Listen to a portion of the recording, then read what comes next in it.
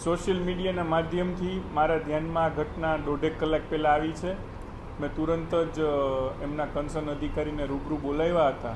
તેમનું કહેવાનું એમ હતું કે એકાદ દિવસ 1.5 દિવસ પહેલાં ત્યાં નળની લાઈન લીકેજ હતી, એટલે એ ચરેડો બુયરો તો કાચો છે, એના ઉપર બીજું કંઈ કર્યું નહોતું, માટે આ ઘટના ઘટી છે. પરંતુ જે કામ જે રીતે થવું જોઈએ એ રીતે નથી થયું, એ વાસ્તવિકતા છે.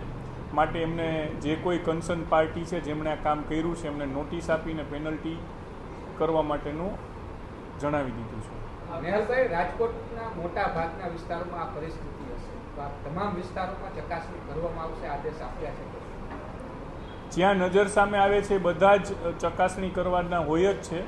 આદેશનો કોઈ વિષય જ નથી. આ તો એક રૂટીન પોતપોતાની ફરજની વાત છે.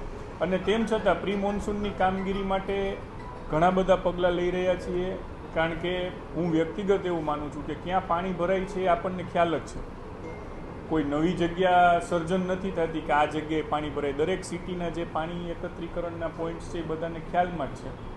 એટલે એ બધા જ પોઈન્ટ્સની ઉપર વ્યવસ્થિત આ વખતે વરસાદ ચાલુ હોય ત્યારે 2-2 માણસો 3-3 માણસોને ડ્યુટી મૂકવાના છીએ.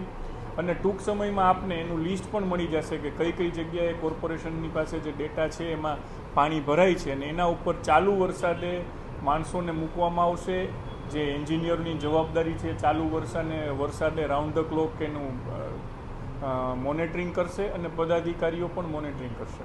વોર્ડ નંબર 7માં તમારા વોર્ડમાં વોકરાની સફાઈ નથી, આખો મેઇન હોલ પણ ચોકઅપ છે. 2 દિવસ પહેલાં અમે ડ્રાઈવ લીધી ત્યારે પણ બહુ ક્લિયર કીધું હતું કે 70% જેવું સફાઈનું કામ થયું છે. એટલા માટે કે કોર્પોરેશનના તંત્ર દ્વારા 15મી જૂનની ડેડલાઇન સેટ કરવામાં આવી છે કે ત્યાં સુધીમાં બધી પ્રી મોન્સૂન કાર્યવાહી થઈ જશે. પરંતુ આ વખતે તો હવે શક્ય નથી, પણ આવતા વર્ષથી 20મી મેની ડેડલાઇન સેટ કરવાનો આદેશ પણ આપી દીધો છે. અને 20મી મે પહેલાં સંપૂર્ણ બધી સફાઈ થઈ જાય કીધું છે. ને જેટલું બાકી છે યુદ્ધના ધોરણે આ લોકોએ કરવાનું જ છે. તમારા ધ્યાનમાં પણ જે વસ્તુ આવે અમારા ધ્યાન ઉપર મૂકજો, એટલે એ પણ થશે.